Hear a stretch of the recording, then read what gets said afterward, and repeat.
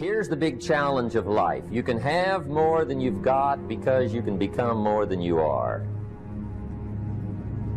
That's the challenge. And of course, the other side of the coin reads, unless you change how you are, you'll always have what you got. Everybody hopes things will get better. Everybody hopes. Poor people hope. That ought to tell you something.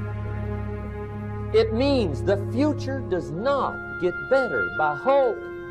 It gets better by plan. If you wish to be successful, study success. If you wish to be happy, study happiness. If you wish to be wealthy, study wealth. Don't leave it to chance. Make it a study. Some people just go through the day with their fingers crossed. See, that won't do it. You've got to study the things that can change your economic, social, spiritual, personal life. If you don't like how it is for you, change it. If it doesn't suit you, change it. If it doesn't please you, change it. If it isn't enough, change it. And I challenge you to do that because you can change. See, you don't ever have to be the same again after tonight, only by choice. Get around successful people and listen. Now, you can also learn from unsuccessful people. Take notes on both, negative and positive. On the negative, the notes are called What Not to Do. And you got to learn what not to do as well as what to do. So learn from the negative as well as the positive. Okay? Find out what poor people read and don't read it. Right? That's good information. Learn from the negative. But now you can also learn from the positive. Get around successful people. Listen to what they say. Listen to how they say it. It's important. We've all got about 16 waking hours. Practice listening those 16 hours. And I say practice listening because listening isn't easy. I found out it's easier to talk than it is to listen. But if you will practice listening the 16 hours you're awake, sure enough, from surprising sources comes great ideas. In sales training we teach, if you want to learn sales, listen to the kids. Kids have got to be the master salespeople of all time. They have no equal. Father tells his young son, no, you cannot have an ice cream cone. 30 minutes later, he's licking on one. That'd be 30 minutes worth listening to. They got moves you wouldn't believe. Persistence runs deep like the ocean. And the kids never took a class on how to overcome objection. They already know how. They don't need classes. You tell kids no, that goes right on by. They give you 3 good reasons. You say no, it goes right on by. They give you 3 more. They're masters. So listen and learn. Now here's some of the best advice I've got for the whole evening. It won't get any better than this. This is it. Poor people ought to take rich people out to dinner and listen. That's some of the best I got. If a guy's not doing well, one of the first things he ought to do is find a guy that is doing well and offer to buy him his dinner. Spend $50, $60, $80, $100. Go for the full 9 course. Start him on the juices and hors d'oeuvres. Get him started talking. The salad takes 15 minutes. Keep it rolling. Biggest steak in town takes 45. Keep it rolling. Pour on the dessert. Stretch that meal out about 2 hours. If you get a successful person to eat and talk for 2 hours, they're liable to drop ideas in your lap, change your life. Multiply your income by 2, by 3, by 5. But you're right. Poor people don't usually take rich people out to dinner. That's the problem. The guy said he's rich, let him buy his own dinner. I'm not coming up with any money. And he says, besides, you work where I work. By the time you struggle home, it's late. You're lucky to get your own supper, let alone running around trying to find a rich man to feed. And the guy's behind on his house payment. Good worker, hard worker, sincere. But you got to be better than sincere. Work hard. You wind up broke. You got to be better than a good worker. You got to be a good listener. And remember, what you read and what you hear, put the good stuff in your journal. Now, here's the third way to find out how to change your life, and that's to observe.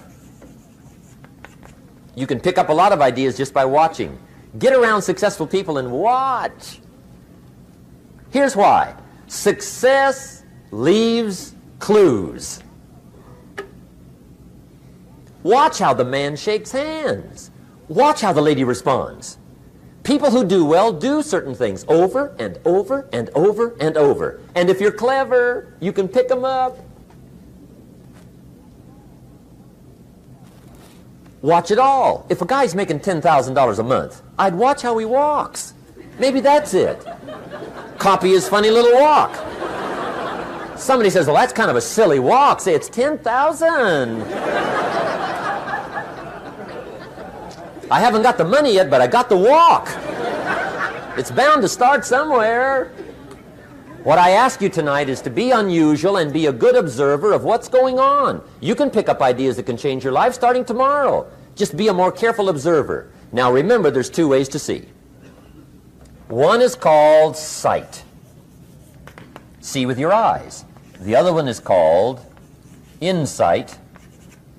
See with your mind. See with your eyes, you'll see things. See with your mind, you'll see answers.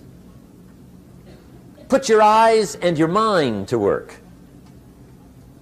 And the best advice on developing sight and insight is pay attention. Don't miss anything.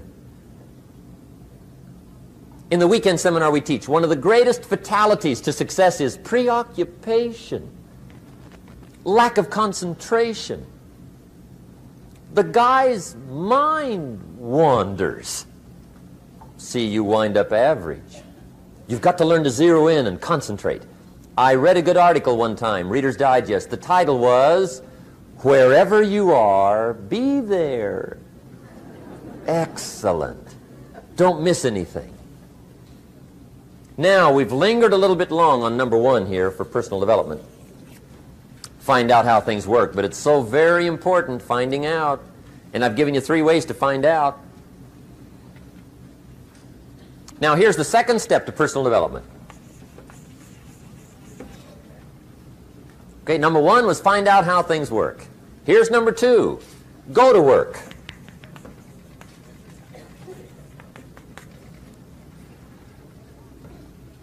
You must now take action on what you found out. In doing business around the world, we call it game plan. Put together your game plan. One of the major things we teach on the weekend seminars, game plans. How to game plan your office. If you're in sales, you need a game plan. Kids need a game plan. You need a home game plan, social game plan, a business game plan. Everybody needs game plans. Financial independence, game plan. Your investment, game plan. Don't think in your head. Put it on paper. Don't operate out of your mind. Operate from paper. I often ask somebody, what are you going to do the next 6 months? And somebody starts to tell me. I say, no, don't tell me. Show me. Show me your game plan for the next 6 months. Then I can look at things and maybe I can help. But you got to operate from paper. Put it on a game plan.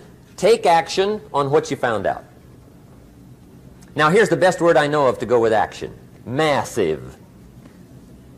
See, that'll change everything. Massive action is called the cure-all. If you're going to make calls, make a few thousand. If you're going to make contacts, make a few thousand. If you're going to knock on doors, knock on a few thousand. See, that'll change everything. Here's the language of the poor. I'll try it a time or two and see what happens.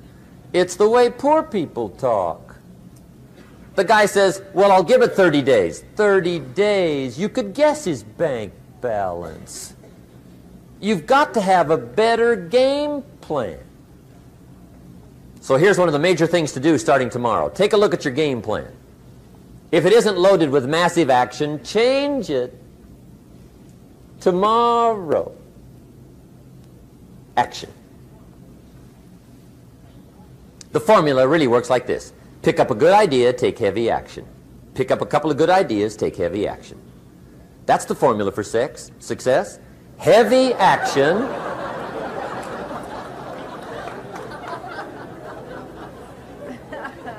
It's a good thing we can edit all this, right?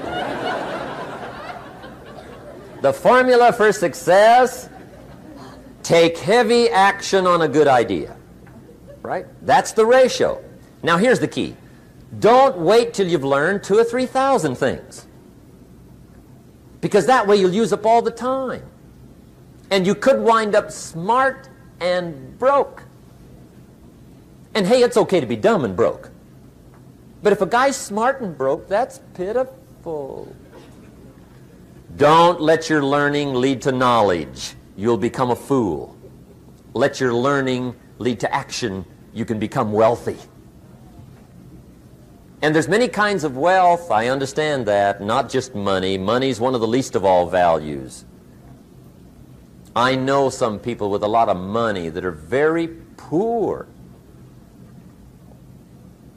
Evita sings, "As for fortune and as for fame, they are illusions.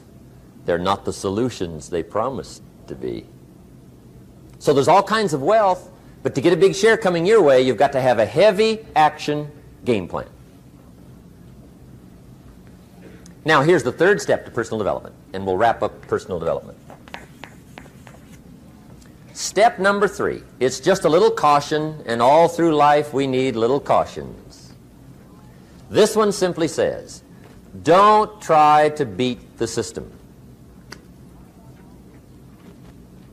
Find out how it works, work it, but don't try to beat it. Some people learn just enough to start slicing it, shading it, thinning it, cutting corners, and looking for cheap answers. See, don't fall for that. You'll wind up with a cheap life. Find out how it works best and do it that way. Even though it seems to take a little longer, do it right. Don't compromise with right. Now, under this step, here's another key. Be a quick learner. Don't let it take long to teach you. Learn quick. Don't run at the wall too many times.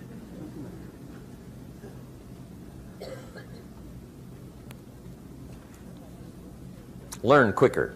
One guy said he broke his nose 7 times in the same place. Somebody says, looks like you'd stay out of that place. Learn quicker. Now the third point here is don't be stubborn. See, some people won't change even when a better way comes. They say, well, I've been doing it this way 30 years. Hey, be ready for change. If it's a better way, go for it.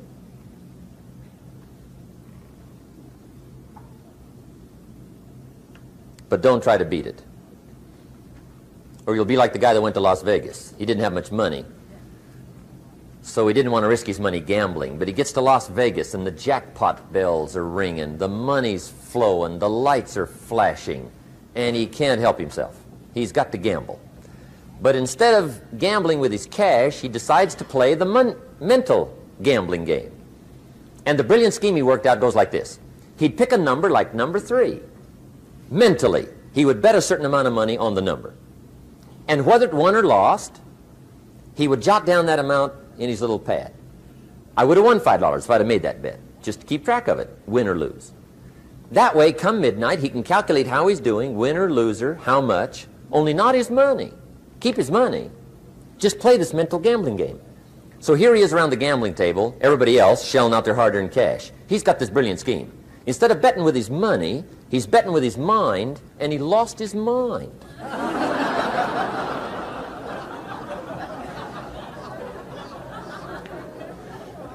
Which means don't try to beat the system, I guess. Okay, we have covered personal development. By the way, it's the longest subject, so take heart. The rest of them are a lot shorter.